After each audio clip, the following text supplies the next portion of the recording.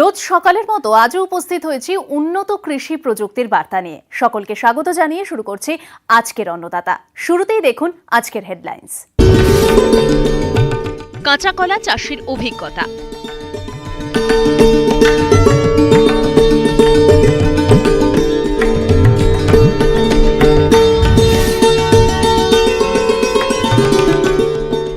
বোরো ধানে সার প্রয়োগ।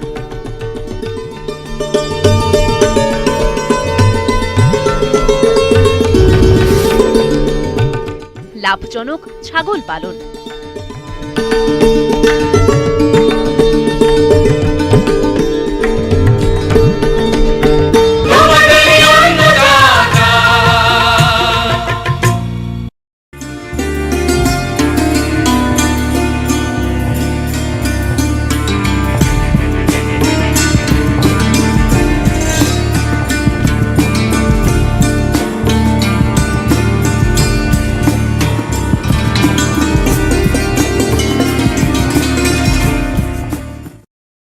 আমাদের রাজ্যের একটা প্রধান ফল হলো কলা। এর কয়েকটা প্রজাতি রয়েছে। একটি যেমন সাধারণ কলা এবং অপরটি হলো কাঁচা কলা। সবজি হিসেবে বাজারে কাঁচা কলার একটা ভালো চাহিদা আছে, তাই অনেক কলা চাষি এখন বাণিজ্যিকভাবে এই কাঁচা কলার চাষ করছেন। উত্তর 24 পরগনা জেলার বনগাঁ ব্লকের কৃষক গুরুপদ মণ্ডল অন্যান্য ফসল চাষের পাশাপাশি 3 বিঘা জমিতে কাঁচা কলার চাষ করেছেন। কিভাবে এই কাঁচা কলার চাষ করেছেন, চলুন সে বিষয়ে শোনা যাক কৃষক বন্ধুর অভিজ্ঞতার কথা। এই বছর প্রায় 3 বিঘা জমি কলা চাষ করেছি। আমি মূলত চাষটা অনেক 7-8 বছর আগে থেকে করছি। এবার শুধু কাঁচকলা আমি 3 বিঘা করেছি। তো অনেকগুলো চাষ দিয়েছি।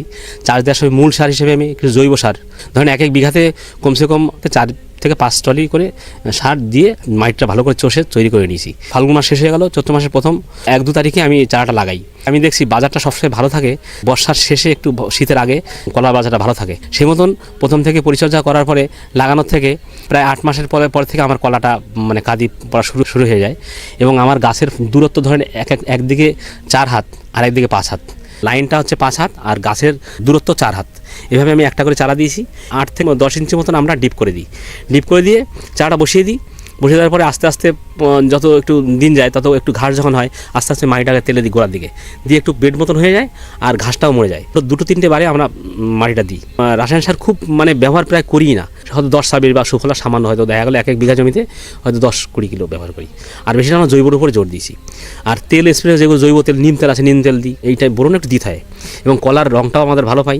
আর একটু গাছটা হালকা হলে আমরা গাছটা পরিষ্কার করে আগাছাগুলো পরিষ্কার করে রেখে যেগুলো পাকা পাতা সেগুলো কেটে দিই। তবে মোটামুটি কলা চাষটা আমি বেশ লাভজনকই মনে করি এবং আমার কলা চাষটা এবার 3 বিঘা আছে। ভাবছি সামনে বার 1 বিঘা 2 বিঘা বাড়াবো। যখন গাছটা বড় হয়ে যায় তখন ঘাস পাতা ছায় তলায় খুব একটা ঘাসে কিছু করতে পারে না। আর তলায় আমরা কোদাল দিয়ে 2বার চেঁচে মাটি তুলে দিই, তাতে আমাদের ঘাসটাও মরে যায়। এভাবে মোটামুটি পরিচর্যাটা ইজি, খুব সহজ। যেমন আমরা অন্য সবজিতে যেমন করতে গেলে অনেক পরিচর্যা জটিল, কিন্তু কলাটা সত্যি সহজ এবং লাভজনক চাষ। যখন গাছটা হলো, একটা করে গাছ থাকলো, এই গাছটা যখন আমি দেখবো কলা বেরিয়ে যাচ্ছে, বেরোনোর মতন হয়েছে বা বেরোচ্ছে, তখন আমি 2টো করে গাছ ছেড়ে দেবো। চারা অনেকগুলো চারা হবে, সব কেটে দেবো। 2টো করে চারা গাছ আমি তখন সেটা 2টো কাটবো না, সেটা স্বাস্থ্যবান যে 2টো চারা সে 2টো রেখে দেবো। রেখে দেওয়ার পরে দেখা যাবে প্রথম কলাটা আমার গাছটা 11 থেকে 12 মাসের মধ্যে কলাটা আমার কাঁদি পড়ে কলাটা পরিপূর্ণ হয়ে যাওয়ার পরে বিক্রি করে দিলাম। পরবর্তীকালে দেখা গেলো এরপরে 18 মাসের মাথায় ওই কলাটা আবার পূর্ণ হবে। 18 থেকে 19 মাসের মাথায় আমার দ্বিতীয় যে কলাটা 2টো গাছ থাকছে সেই 2টো গাছ তৈরি হয়ে যাবে। তখন 2টো গাছের পরে কিন্তু আমি আবার 2টো গাছই রাখবো, তখন আর 4টে গাছ বা 3টে গাছ রাখবো না, তখন আর 2টো গাছ রাখবো। তাতে দেখা গেল আবার 18 মাসের থেকে 19 মাসের মধ্যে থার্ড বা তৃতীয়বার আমরা কাটতে পারবো। এইটা তারপরে আর কলা গাছটা রাখবো না, কারণ অনেক পুরনো হয়ে গেলে কলায় বিভিন্ন রকম রোগ ব্যাধি চলে আসে এবং কলার ফলনটাও কমে যায়। কলা চাষে প্রথম যা একটু খরচ, তারপরে খরচটা তুলনামূলক কমায় এবং আমার তলায় অনেক কিছু করতে পারি। দেখা গেল ওই সময় আমরা কিছু হয়তো শাক পাতা, একটু লাল শাক বা একটু পালন শাক এই ধরনের বুনে দিতে পারলাম, বা বিভিন্ন রকম একটু মূল্য হালকা করে মূল্য বুনে দিতে পারলাম, বা কিছু কুমড়ো লাউ বুনে দিতে পারলাম। তাতে কিন্তু আমার হালকা হালকা করে বুনলে তলায় যেটুকু রোদ হয় তাতে হয়ে যায়। তাতে দেখা গেলো কিছু নিজে খেলাম, কিছু বিক্রি করলাম বাজারে, তাতেও 2টো পয়সা আমার আসলো, কিছু জন্মজুরি পয়সা হয়ে গেল। সাথী ফসল হিসেবে কলার নিচে টুকটাক কিছু চাষ করা যায়। তারপরে ধরুন আমার শেষ পর্যায়ে কিছু চারা বিক্রিও করে দিলাম, অন্য চাষি আমার কাছে নিয়ে নিল, সেখানেও আমার কিছু পয়সা চলে আসলো। যখন আমার বর্ষা শেষ হয়ে গেল, যখন আমার শীতের টান এসে গেল, তখন আমরা সেচ দিই। কলায় মোটামুটি ওই 40 থেকে 45 দিন পরে একটা করে সেচ দিতে হয় এবং যখন আমরা সেচ দেবো সেই সময় আমরা ওই সেচের সঙ্গে কিছু নাইট্রোজেন, ফসফেট, পটাশ মিক্স করে দেবো। বিঘা প্রতি দেখা গেল ওই 20-25 কিলো আমরা ব্যবহার করব। দ্বিতীয়বার যখন গাছ হবে তখন আবার একটু বোরন বা জিঙ্ক এইগুলো একটু পাতায় আমার স্প্রে করতে হয়। তখন পাতা স্প্রে করলে আমার কলায় দাগ হবে না, কলাগুলো রঙটা ভালো থাকবে, বেশ সুস্বাস্থ্য হবে কলাগুলো। গাছটা যখন লম্বা হয়ে যাবে তখন চৈত বৈশাখ মাসে ঝড়ের একটা প্রাদুর্ভাব থাকে, তখন আমরা কি করলাম, এক ধরনের বাজারে সুতো কিনতে পাওয়া যায় যেটা আমরা কট সুতো বলি, লাইলনের সরু, ওই সুতোটা কিনে উপরে থেকে নিচে এই একটা গাছের মানে গলার দিকে একটা বাঁধন দেবো আর একটা গাছের গোড়ার দিকে বাঁধন দেবো, এবার 3টে করে টানা দিই। আবার অনেক সময় কি হয় যে এই দিকটা কাঁদিয়ে পড়বে সেই দিকে আমরা একটা করে বাঁশ দিতে পারি, তাহলে কি হবে ওই ঝড়ের আক্রমণ থেকে আমরা কলাকে বাঁচাতে পারবো। দ্বিতীয়বার আবার কি করবো, বর্ষার পরে আবার কিছু হালকা করে জৈব সার দিলাম, দিয়ে একটু মাটি চাপা করলাম, মাটিটা একটু কোদাল দিয়ে কুপিয়ে মাটির সঙ্গে মিশিয়ে আবার একটু মাটিটা গাছের গোড়ায় দিলাম, এবং তারপরে এবার সেকেন্ড বছরে একটু হালকা করে বিভিন্ন রকমের আনুপাতিক হারে জৈব সারের পাশাপাশি একটুখানি রাসায়নিক সার দিলাম, হয়তো একটু 10-26-26 বা 14-35, সুফলা 15-15, এরকম ধরনের সার বিঘা প্রতি 20 থেকে 25 কিলো আমরা সার দিই। কলার 2-3টে সমস্যা হয়, একটা হচ্ছে এক ধরনের রোগ আছে যে কলার ডানা ভাঙা রোগ, যেটা পানামা রোগ আমরা বলি। এই রোগটা হলে আমরা সরাসরি কৃষি আধিকারিকদের পরামর্শ নিয়ে ওদের পরামর্শ মতন দেখা গেলো আমরা ওই সব ওষুধ দিই, বিভিন্ন ধরনের ওষুধ দিই, যেমন রোগ পোকা হলে বেশি আমরা নিম তেল দিই, নিম তেলের পাশাপাশি অন্য তেলও দিই। আর পানামা রোগ যেই সমস্ত রোগ হয় সেই সমস্ত তখন ওই ধরনের ফাঙ্গিসাইড ধরনের ওষুধ, যেমন আমার কপার বা বিভিন্ন রকমের ওই যে ভ্যালিডামাইসিন, তারপরে ধরেন এবার মাটিতে আমার অনেক সময় ট্রাইকোডার্মা ভিরিডি, এগুলো দিতে হয়, এবং কৃষি আধিকারিকরা আমাদের এই ব্যাপারে সহায়তা করেন। প্রতি বিঘায় আমরা প্রথম থেকে লাগানোর থেকে খরচ করলে আমাদের প্রতি বিঘায় প্রায় কম বেশি 8 থেকে 10 হাজার টাকা খরচ হয়, প্রায় 10 হাজার টাকা খরচ হয়। 1 বিঘা জমিতে 35 থেকে 40 হাজার টাকা আমরা কলা বেচতে পারবো। তাতে দেখা গেলো আমাদের বিঘা প্রতি আমরা 10 হাজার টাকা খরচ হয়, তাহলে আমরা 40 হাজার টাকা বেচলে আমাদের 30 হাজার টাকা লাভ হয়। আর দ্বিতীয় বছর খরচটা ধরেন কম হয়, 5 থেকে 6 হাজার টাকা খরচ হয়, তাও দ্বিতীয় বছর আমাদের দেখা গেলো 40 হাজার না হলেও 30-35 হাজার টাকা আমাদের বিক্রি হয়, তাতে আমাদের মোটামুটি হয় না। 3 বছর আমরা কলাটা মানে 2 বছর পরিপূর্ণ রাখে, তৃতীয় বছর যেগুলো থাকে যদি দেখি গাছ ভালো আছে বা রোগ ব্যাধি লাগেনি বা মোটামুটি চারাগুলো ভালো, তাহলে 3 বছর অবধি রাখি, তার বেশি আমরা রাখি না। আমি এর আগে অন্য কলা চাষ করতাম, কিন্তু আমি দেখলাম কাঁচকলাটায় রোগ পোকার আক্রমণ এর সহনশীল ক্ষমতা বেশি, এবং আমাদের এখানে যেসব মাটিগুলো এগুলো সাধারণত দোআঁশ মাটি, এবং কাঁচকলাটা দোআঁশ মাটিতে খুব ভালো হয়, সেই জন্য আমাদের এখানে ফলনটা বেশি, যার জন্য আমরা অন্য চাষটা জোর দিই না, কাঁচকলাটাই আমরা জোর দিই। এখন একটু বিরতির পর থাকছে। বোরো ধানে সার প্রয়োগ।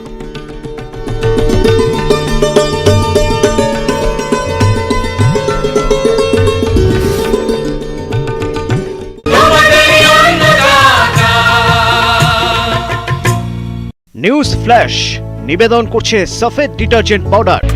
সফেদের 400 গ্রাম প্যাক এখন মাত্র 22 টাকায়। ফ্লেক্সিবল মানে মাইথন, নির্মাণের মানদণ্ড।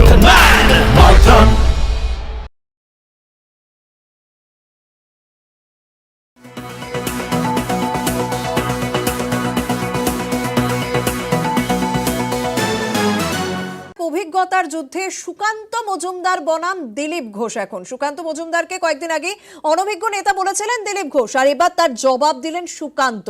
পূর্বসূরিকে রাজ্য বিজেপি সভাপতির কটাক্ষ, শুরুতেই কেউ অভিজ্ঞ থাকেন না, দিলীপও ছিলেন না।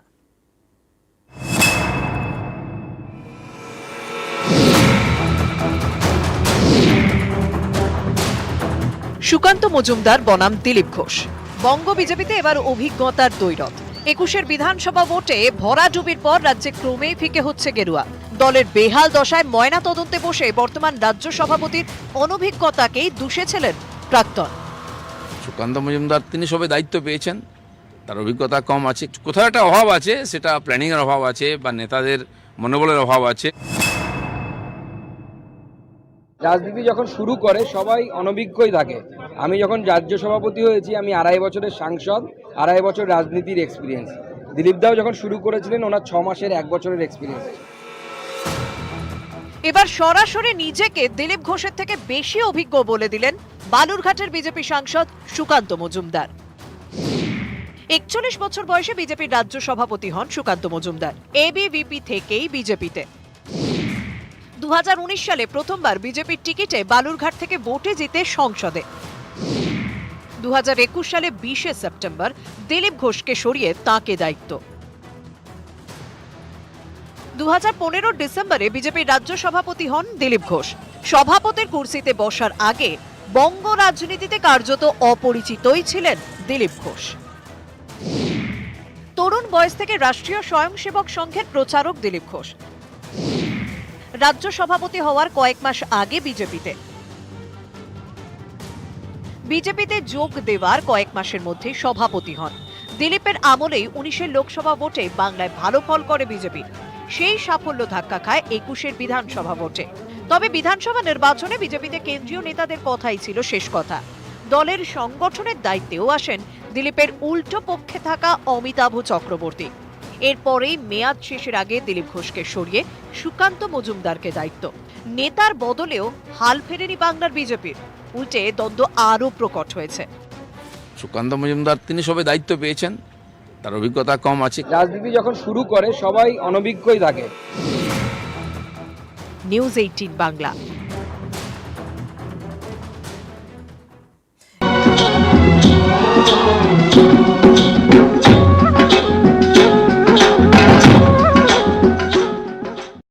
বিরতির পর ফিরে এলাম অনুষ্ঠানে।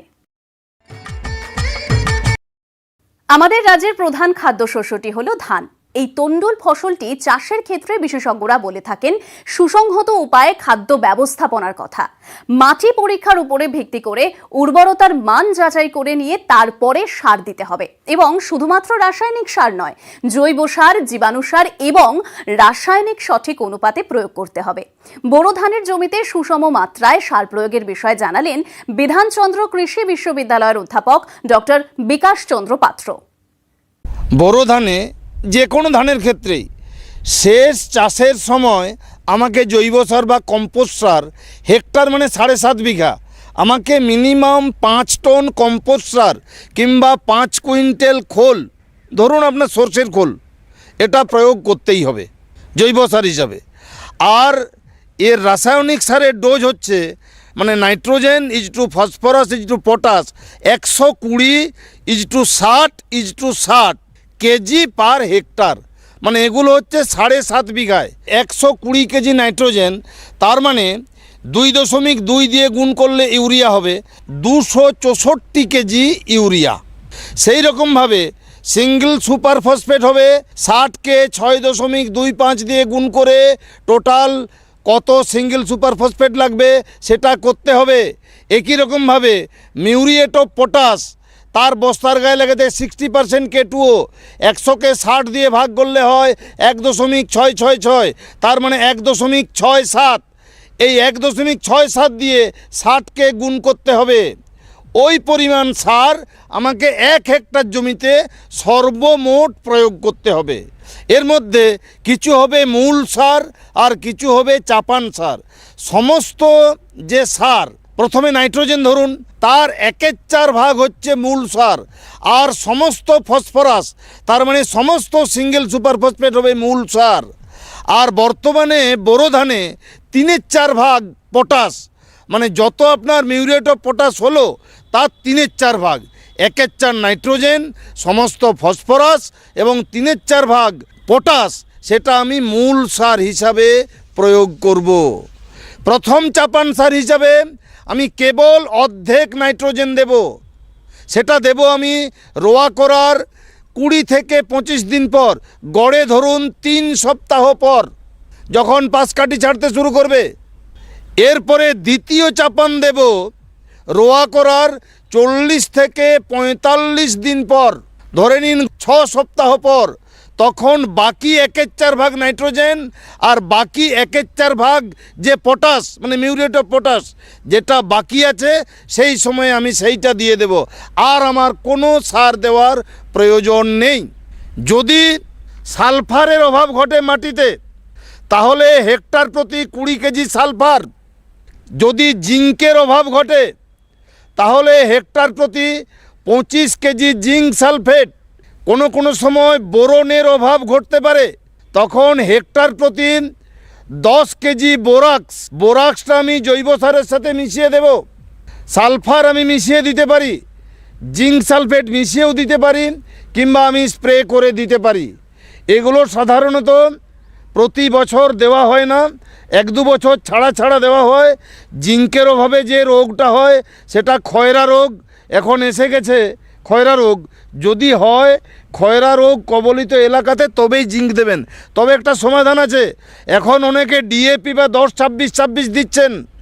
যে পরিমাণ আপনার ফসফরাস প্রয়োজন তার যদি মাত্র 1/3 ভাগ ফসফরাস আপনি সিঙ্গেল সুপার ফসফেট হিসাবে দেন, তাহলে কিন্তু সালফারের চাহিদা অনেকটাই মিটে যাবে।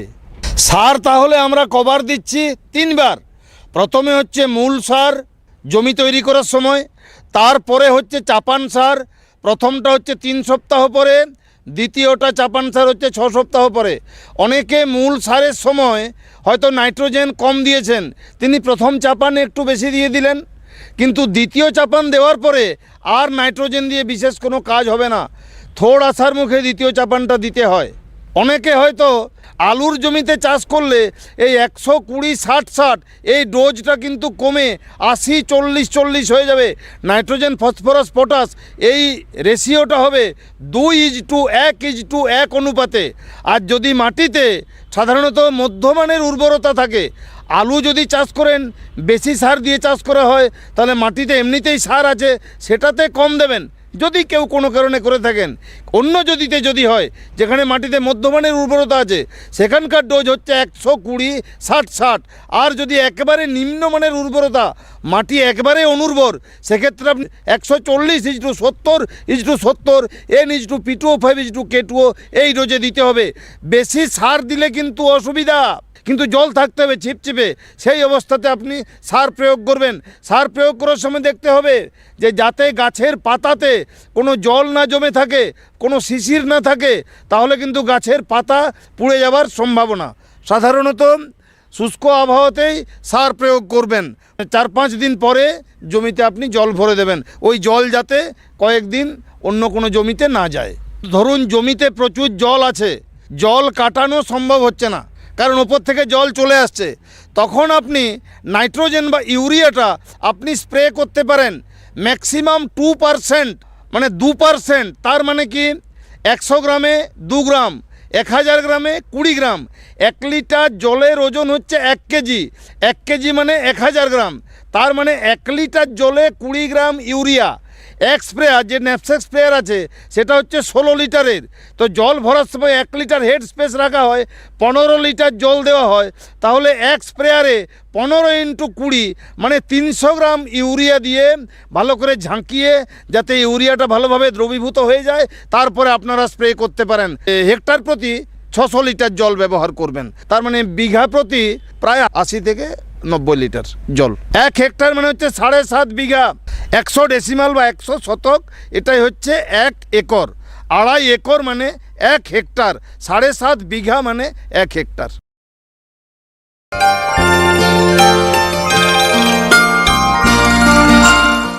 এবারে দেখুন অন্নদাতা হেল্পলাইন। দর্শকেরা আমাদের কাছে বিভিন্নভাবে যে প্রশ্ন করে থাকেন তার উত্তর নিয়েই সাজানো হলো অন্নদাতা হেল্পলাইন। পুরুলিয়া জেলার হুড়া থেকে অন্নদাতার দপ্তরে ফোন করেছেন নিহার রঞ্জন পণ্ডা। তার বাড়িতে কয়েকটি কাঁঠাল গাছ আছে। এখন কাঁঠাল গাছের মুচি কালো হয়ে ঝরে যাচ্ছে বলে তিনি জানিয়েছেন এবং এই প্রতিকার ব্যবস্থা সম্পর্কে তিনি জানতে চেয়েছেন। নিহার রঞ্জন বাবু, আপনার প্রশ্নের উত্তরে আপনাকে অন্নদাতার বিশেষজ্ঞের পরামর্শ জানাচ্ছি। কাঁঠালের মুচি ঝরা রোগটি মূলত এক প্রকার ছত্রাকের আক্রমণেই হয়ে থাকে। এই ফসলটি চাষে এটি একটি বড় সমস্যা। গাছে যখন সবে ফুল ফোটা শুরু হয় তখনই এই ছত্রাকের আক্রমণ ফুলে ও কচি ফলে দেখা যায়। উষ্ণ ও আর্দ্র আবহাওয়ায় রোগটি মারাত্মক আকার নেয়। প্রথমে আক্রান্ত ফলের গায়ে ফ্যাকাশে বাদামি রঙের দাগ এবং বোঁটাতেও দেখা যায়। রোগের প্রকোপ বেশি হলে গোটা ফলটিকে আক্রমণ করে। সেই সময় ফলের রং বাদামি থেকে কালো রঙের হয়ে যায়। অবশেষে এই ফল গাছ থেকে ঝরে যায়। সময়মতো এই রোগের নিয়ন্ত্রণ না করতে পারলে গাছে কাঁঠালের উৎপাদন ব্যাপকভাবে কমে যায়। এই রোগটি নিয়ন্ত্রণ করতে প্রথম থেকেই সুসংহত ব্যবস্থা নেওয়া খুব জরুরি। কাঁঠালের বাগানের আগাছা নিড়েন দিয়ে পরিষ্কার করে দিতে হবে। সারা বছর যাতে জল এবং উদ্ভিদ খাদ্যের যোগান ভালো থাকে সেদিকে লক্ষ্য রাখতে হবে। তাই সুসংহত উপায়ে জৈব ও রাসায়নিক সার প্রয়োগ করতে হবে। একটি 10 বছরের ফলন্ত গাছে এই পরিমাণ সার প্রয়োগ করতে হবে। গোবর সার 40 KG, nitrogen 250 gram, phosphorus 375 gram, muriate of potash 375 গ্রাম। এই পরিমাণ সার বর্ষার আগে ও বর্ষার পরে প্রয়োগ করতে হবে। সার প্রয়োগের পর জলসেচ দেওয়া জরুরি। কাঁঠালের বাগান নিয়মিত পরিদর্শন করতে হবে। যদি এই ছত্রাকের আক্রমণ কিছু ফলে দেখা যায় সেক্ষেত্রে প্রথমে গাছ থেকে আক্রান্ত ফল ভেজা বস্তা জড়িয়ে তুলে মাটিতে গর্ত করে পুঁতে ফেলতে হবে। তারপর রাসায়নিক ছত্রাকনাশক স্প্রে করতে হবে। এক্ষেত্রে 2 গ্রাম কার্বেন্ডাজিম বা 4 গ্রাম কপার অক্সিক্লোরাইড অথবা ম্যানকোজেব 2.5 গ্রাম প্রতি লিটার জলে মিশিয়ে স্প্রে করতে হবে। এইসব পন্থাগুলো অবলম্বন করলে ভালো ফলন পাওয়া যাবে। এখন আবার বিরতির পর থাকছে লাভজনক ছাগল পালন।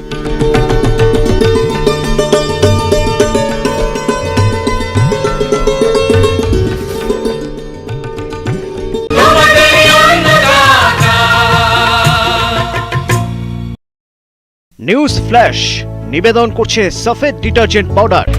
সফেদের 400 গ্রাম প্যাক এখন মাত্র 22 টাকায়। ফ্লেক্সিবল মানে মাইথন, নির্মাণের মানদণ্ড।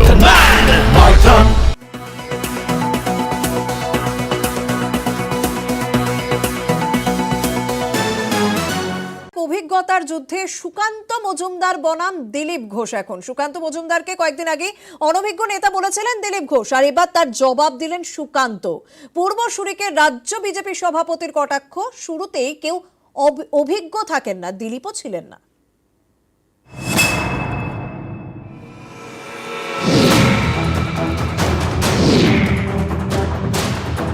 সুকান্ত মজুমদার বনাম দিলীপ ঘোষ।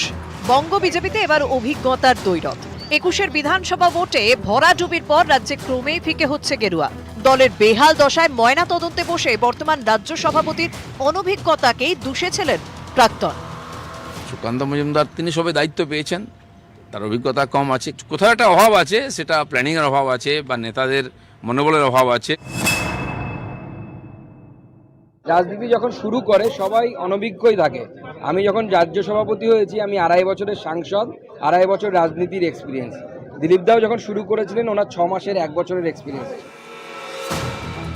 এবার সরাসরি নিজেকে দিলীপ ঘোষের থেকে বেশি অভিজ্ঞ বলে দিলেন বালুরঘাটের বিজেপি সাংসদ সুকান্ত মজুমদার। 41 বছর বয়সে বিজেপির রাজ্য সভাপতি হন সুকান্ত মজুমদার। এবিভিপি থেকেই বিজেপিতে। 2019 সালে প্রথমবার বিজেপির টিকিটে বালুরঘাট থেকে ভোটে জিতে সংসদে।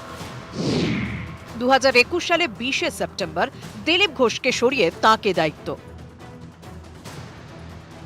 2015 ডিসেম্বরে বিজেপির রাজ্য সভাপতি হন দিলীপ ঘোষ। সভাপতির কুর্সিতে বসার আগে বঙ্গ রাজনীতিতে কার্যত অপরিচিতই ছিলেন দিলীপ ঘোষ। তরুণ বয়স থেকে রাষ্ট্রীয় স্বয়ংসেবক সংঘের প্রচারক দিলীপ ঘোষ। রাজ্য সভাপতি হওয়ার কয়েক মাস আগে বিজেপিতে যোগ দেওয়ার কয়েক মাসের মধ্যে সভাপতি হন। দিলীপের আমলেই 19-এর লোকসভা ভোটে বাংলায় ভালো ফল করে বিজেপি। সেই সাফল্য ধাক্কা খায় 21-এর বিধানসভা ভোটে। তবে বিধানসভা নির্বাচনে বিজেপিতে কেন্দ্রীয় নেতাদের কথাই ছিল শেষ কথা। দলের সংগঠনের দায়িত্বেও আসেন দিলীপের উল্টো পক্ষে থাকা অমিতাভ চক্রবর্তী। এরপরেই মেয়াদ শেষের আগে দিলীপ ঘোষকে সরিয়ে সুকান্ত মজুমদারকে দায়িত্ব। নেতার বদলেও হাল ফেরেনি বাংলার বিজেপির, উল্টে দ্বন্দ্ব আরও প্রকট হয়েছে। সুকান্ত মজুমদার তিনি সবে দায়িত্ব পেয়েছেন, তার অভিজ্ঞতা কম আছে। রাজনীতি যখন শুরু করে সবাই অনভিজ্ঞই থাকে। নিউজ 18 বাংলা।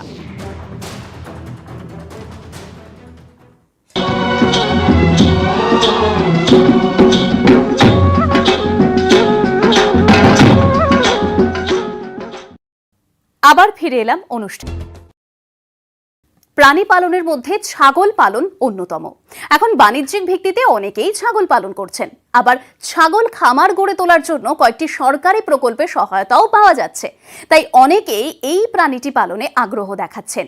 নদিয়া জেলার কৃষ্ণনগর ব্লকের কৃষক শুভেন্দু হালদার বাণিজ্যিকভাবে ছাগল পালন করছেন। বাংলার কালো ছাগল পালনে খামারি তার অভিজ্ঞতা জানালেন।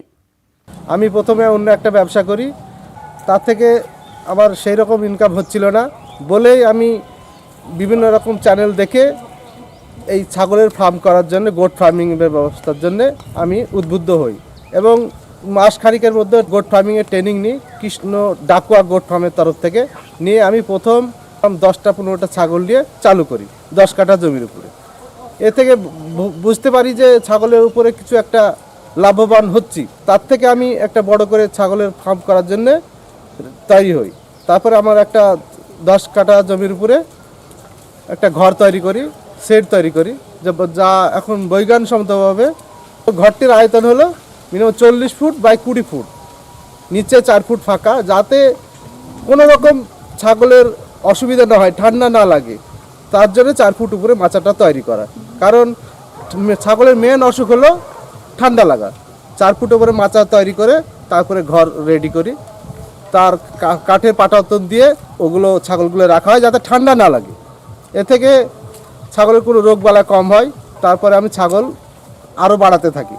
এ থেকে বুঝতে পারি ছাগল একটা লাভজনক ব্যবসা। কারণ ব্ল্যাক বেঙ্গল একটা থেকে মিনিমাম দুটোর পরে 3টে 4টে 5টাও বাচ্চা হয়, কিন্তু অন্যান্য ছাগলে এরকম প্রফিট হয় না। ঘরটা করতে মিনিমাম আমার 1 থেকে 1.5 লাখ টাকা খরচ হয়েছে। বাঁশ পিলার, সিমেন্টের পিলার দিয়ে ঘরটা করেছি, কারণ ঝড় বাতাসে জানে নষ্ট না হয়ে যায়। এর জন্য ঘরটা করতে আমার মিনিমাম 1.5 লাখ টাকা খরচ হয়েছে। আর ঘরটা তৈরি হয়েছে বাঁশের খুঁটি প্লাস সিমেন্টের খুঁটি, এর সাথে আমার উত্তর দক্ষিণ মুখ করে একটা ঘর করতে হয়। কারণ ছাগল যখন প্রস্রাব পায়খানা করে এ থেকে অ্যামোনিয়া গ্যাস তৈরি হয়, সেই জন্যে উত্তর দক্ষিণে ঘরটা তৈরি করলে কি হয়, উত্তর দক্ষিণ থেকে হাওয়া আসে, উত্তর দিকে বেরিয়ে যায়। সেই জন্য ছাগলের ঘরটা 3 দিকে ফাঁকা প্লাস নেট দিয়ে তৈরি করতে হয়। একদিকে টিন দিলে যাতে ঠান্ডা উত্তর দিক থেকে না আসে, সেই জন্যে ঠান্ডা প্রতিরোধ করার জন্য একদিকে টিন দিতে হয়। আবার শীতের সময় কী করতে হয়, শীতের সময় এখন শীত চলছে, শীতের সময় আমরা বস্তা দিয়ে বা পলিথিন দিয়ে পুরো ঘরটাকে চারিদিকে ঘিরে দিই, যাতে শীতের সময় ঠান্ডা প্রবেশ না করে।